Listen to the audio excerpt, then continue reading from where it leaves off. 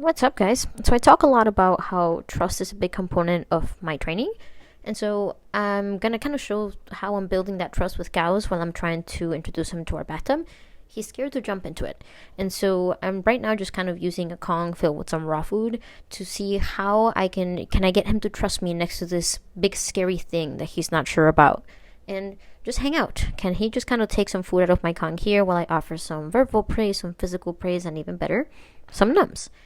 And so I'm not at any point trying to grab him and trying to quickly shove him into the tub. That breaks trust.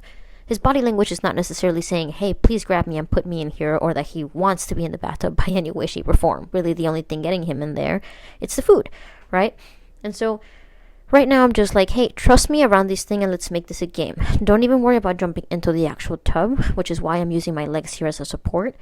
I feel like it was a lot easier for him to walk straight from the climb onto my legs instead of all the way down. It's a big commitment. And so it just kind of like, as we were doing this, anytime that I would feel like he was getting really whiny or really frustrated because he's like, oh, I can't go any further, I would simply ask him to jump off of the climb and then back up once he kind of felt that he wanted to do it again. So eventually this took a bit. So I went from using my legs to using my Kato. This is why I like to have a bunch of different tools at my disposal, because we can get very creative with these things. And Kaos is actually very familiar with the Kato. We use it all the time. So it really only took a couple of tries for him to feel confident enough to even just jump on me first, kind of slide his way down to my knees and then kind of jump down. But then eventually, after a couple of tries, I think this was the next day, I was able to jump out of the tub and just have him go back and forth from the climb to the actual Kato, which was honestly, it was a big win. And that's just him showing like, hey, you took the time to build this trust with me around a thing that I was made uncomfortable with, and then you turned it into a game that was fun.